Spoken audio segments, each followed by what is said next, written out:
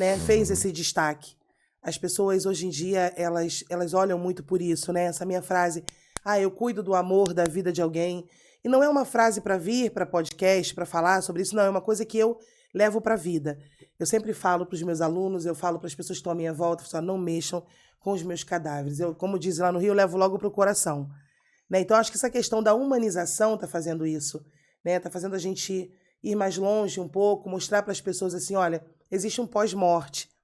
Existem pessoas de verdade, bons profissionais, que trabalham com isso, que prestam essa assistência no depois da morte. Porque muitas famílias falam, mas eu perdi meu ente querido, a funerária chegou e levou para algum lugar. Para onde levou? Né? O que fizeram com ele? Falaram para mim que iam levar para colocar formol, com essas palavras. Falaram para mim que ia levar para tirar o sangue dele, gente. A gente precisa hoje vir a público sempre e falar, olha, é um procedimento de conservação, é um procedimento de desinfecção. Há sim a troca de fluidos. Eu preciso fazer a substituição do sangue por um fluido chamado fluido arterial. É uma profissão que também, né, contribui na questão do meio ambiente, contaminação de solo, pela decomposição humana, né? Como eu sempre falo em todos os lugares que eu vou, a gente não serve nem para adubo, a gente morre, apodrece e contamina. E a tanatopraxia vem para evitar esse tipo de contaminação. Né? Então as pessoas, às vezes, quando vai passar para uma família, o profissional, vamos colocar assim, ele não sabe passar o que ele faz. Então acho que é importante entender o que se faz para você conseguir falar com o familiar, olha, vai acontecer isso, isso e isso, de uma forma, é um procedimento invasivo, e você vai explicar de uma forma onde o familiar vai entender que esse procedimento vai propiciar que ele se despeça com mais tranquilidade na medida do possível, é claro, né? Se é que há tranquilidade no momento da despedida. Mas ele vai poder fazer um velório longo, ele vai poder realizar a vontade daquele familiar que quer ser sepultado fora do país, quer ser sepultado em outro estado do Brasil. Porque se a gente não fizer esse procedimento, não há possibilidade de transladar. Né? A gente sabe que conforme as horas vão passando, as bactérias vão proliferando, né? E o corpo vai avançando. Se a gente não faz o procedimento de tanatopraxia, esse corpo não pode viajar. E tem diferentes tipos de procedimentos, assim, dá para você prolongar o tempo que o cadáver vai ficar ali sendo velado, tipo, eu vou levar ele para outro país.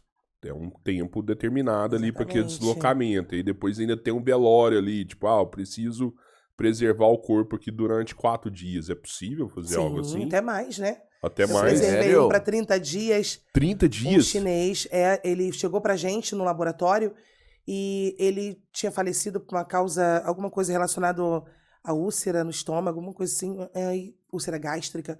E aí ele teve que ficar com a gente embalsamado porque iam resolver o problema da documentação dele, né? Então, iam resolver a documentação dele, passaporte, tudo isso. Ele parece que ele só tinha passaporte aqui no Brasil, a família tinha que mandar a documentação, a família estava decidindo se vinha, se não vinha, se cremava, se levava para lá o corpo, e a gente deixou ele embalsamado com a gente durante todos esses dias. Então, o procedimento, são 2 procedimentos que a gente faz, né? O embalsamamento e a tanatopraxia. O que diferencia um do outro é o tempo que essa pessoa vai ser sepultada. É muito tempo, passou de 3, 4, 5 dias, é embalsamamento. Né? A técnica é basicamente a mesma, o que influencia é a quantidade de fluidos e é o tempo que essa pessoa, que esse cadáver fica em observação com a gente ali na mesa, né? Para a gente ir observando o procedimento realizado. Então fica perfeito, em perfeito estado. Mas aí você tem que ficar trocando o fluido Isso, a gente mais faz vezes. toda uma... que é o fluido, no caso a gente troca, né? Faz várias aplicações do fluido cavitário, por exemplo. Para eu ter certeza absoluta de que eu já injetei aquele corpo, já substituí o sangue por um fluido arterial, e aí eu vou fazendo a manutenção dele com o fluido cavitário, que vai tratar toda a cavidade, para eu ter certeza absoluta que não restou nada ali, nenhuma bactéria que vá fazer esse avanço acontecer. E aí fica, né, embalsamadinho 30 dias direitinho. Você consegue manter. Nós temos vários embalsamamentos, né, na realidade. Tem muitos embalsamamentos aí que duram até hoje, né? Lenin, por exemplo, tá embalsamado há mais de 100 anos. Eu não sabia Em disso, não. Em perfeito estado. Só que há pouco tempo notaram fungos perto da orelha dele e foram lá, fizeram todo o tratamento novamente não, né? Um tratamento para retirada daqueles fungos e ele tá lá em perfeito estado.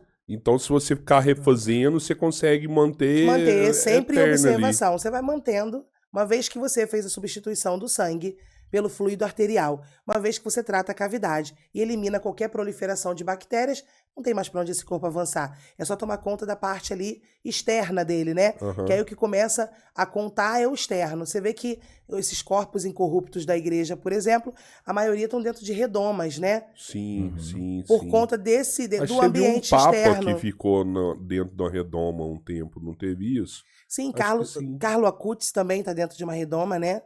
Tá dentro desse. Acho que é redoma esse nome, não é? É um aquela domozinho, eu já vi. de vidro que tá ali certinho, então separa do meio externo. Aham. Né? Então a única preocupação que a gente tem nesses casos, que são embalsamados para muito tempo, é o meio externo. Uma vez que o procedimento foi feito de uma forma tranquila, de uma forma correta, não tem risco de Pai, avanço por não bactérias. tem um inchaço ou uma secura da carne ali nesse processo? Hoje em dia, Porque a gente vai ficando cadavérico, não? Quando era mumificação, por exemplo, a É, mumificação trazia. mumificação é um exemplo, que você Era fica feito, todo... né, com sal, natrão, areia do deserto, enfim, cada um cogita, fala uma coisa, mas era feito de uma forma onde desidratava. Então eles tinham aquele aspecto mais escurecido, né? Aham. Hoje, com o embalsamamento moderno, a gente consegue assegurar essa questão da aparência. Fica bem satisfatório o resultado. E o que é feito com os fluidos que são tirados, assim? Como que é o descarte disso aí? O pessoal se preocupa bastante com isso, é uma boa pergunta. mesmo? Fala pra mim, mas e o sangue que vocês retiram vai pra onde? Então, A nossa mesa é uma mesa de granito, né? Pode ser granito ou aço inox. inox. E aí ela tem o ralo, né? A gente vai fazendo a injeção arterial. E na medida que a gente vai injetando, por exemplo, se a gente faz pela carótida, né? Pela artéria carótida. Na medida que a gente injeta pela artéria, o sangue é drenado pela veia jugular. Então o sangue vai escorrendo literalmente ali na mesa e vai para o ralo. Desculpa. Aí nós temos tanques biodigestores que fazem o tratamento desse esgoto do laboratório. A gente não pode simplesmente descartar os dejetos diretamente no esgoto, né? A gente precisa fazer com que ele passe por um tratamento e depois vá para a rede de esgoto comum. Então ele tem que ser tratado, senão é crime ambiental. E eu sempre falo sobre isso, né? Pessoal aí, a gente sabe que tem muitos estados que não fazem isso. Vai direto para a rede de esgoto. E cabe, né, cabe a gente também, a nós que estamos lá em contato ou naquela cidade, denunciar. Isso é real. E é contagioso, né? Isso aí, E... não é? Pode... E uma fiscalização também, né, gente? Uma fiscalização também, né? Pode surgir doenças aí, não pode?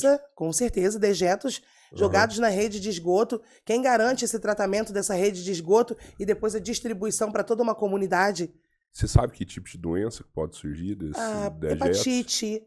Hepatite, doenças respiratórias, infecção intestinal, pode ser várias doenças. Que você toma cuidados com você também no tratamento para não... Sim, não, a gente usa os EPIs, né, a gente tem todo o cuidado, tanto com a gente do laboratório, quanto com os meus alunos, então são usados equipamentos de proteção individual, máscara, óculos, avental, a bota, isso tudo a gente usa dentro do laboratório. Tá, esses equipamentos de proteção, assim, eu já imaginava quais são, até porque a gente vê em fotos algumas coisas. O que eu nunca vi é o equipamento que você usa para fazer o processo em si, sabe, de drenagem, de manutenção. O que é? Uma bomba?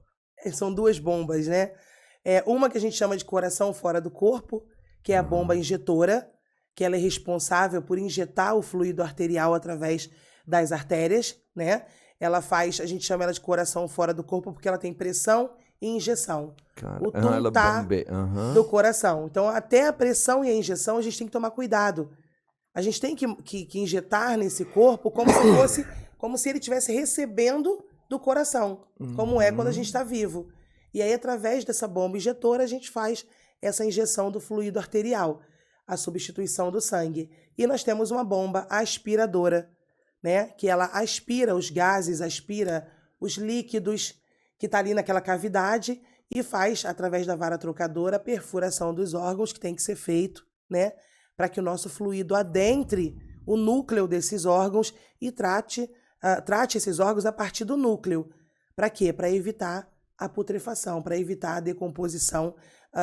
Vamos supor que você faça uma viagem, né, um corpo para viagem, e de repente não está bem aspirado, não está bem tratado, durante a viagem ou durante o velório, esse corpo pode entrar em estado avançado.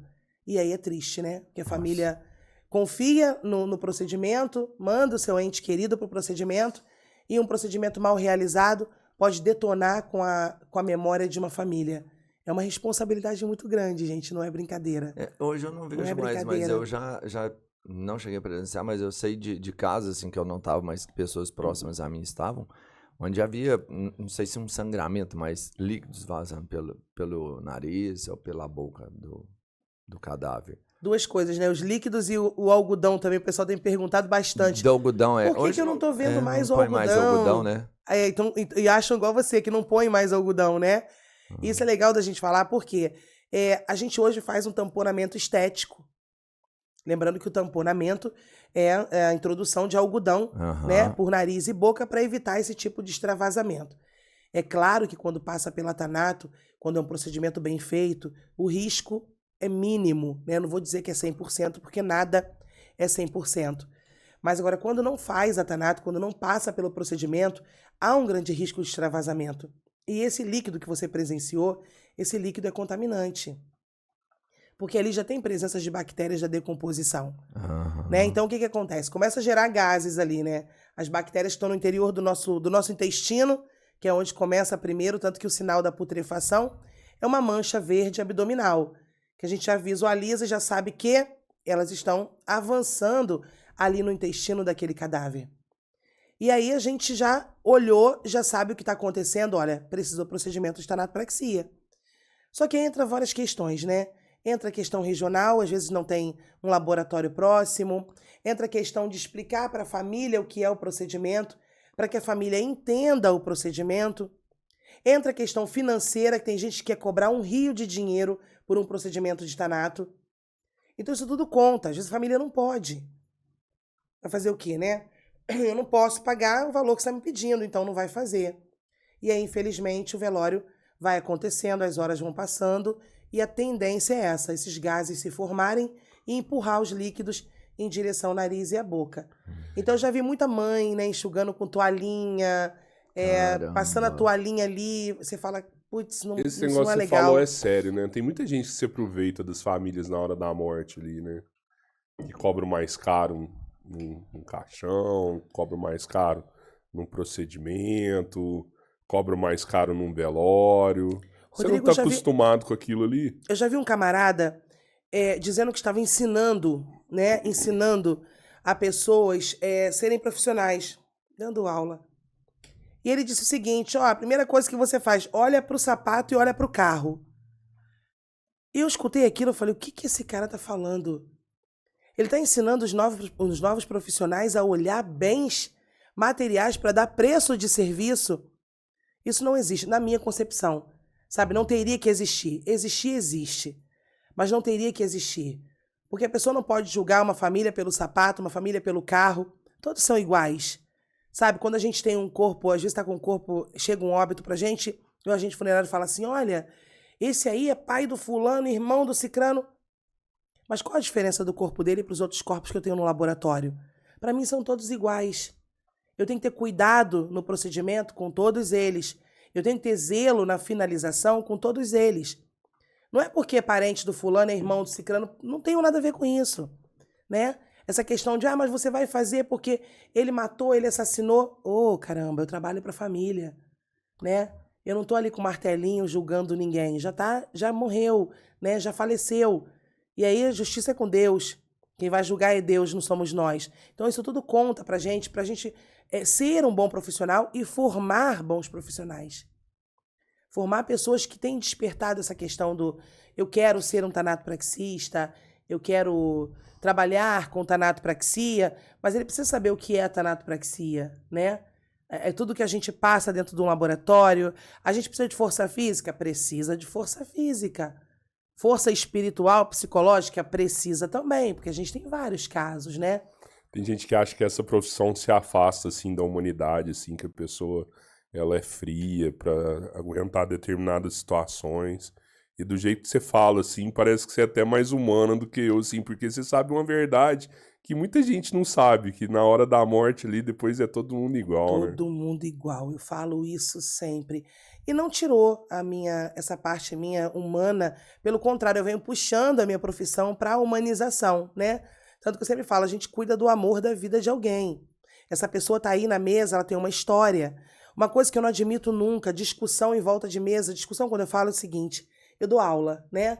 E aí eu tenho turmas, né, de alunos ali, próximo à mesa, e às vezes tirar a atenção do que está fazendo para discutir. Eu falo, opa, olha aqui, tem uma pessoa no nosso meio, existe uma história no nosso meio, e a gente nem imagina qual a história dele.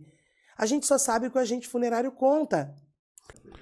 Fala aí, galera. Esse mês a gente tá dando até R$8.000 pra você fazer cortes do podcast Três Irmãos e viralizar na internet. Quer aprender como? O link tá na bio, clica aí.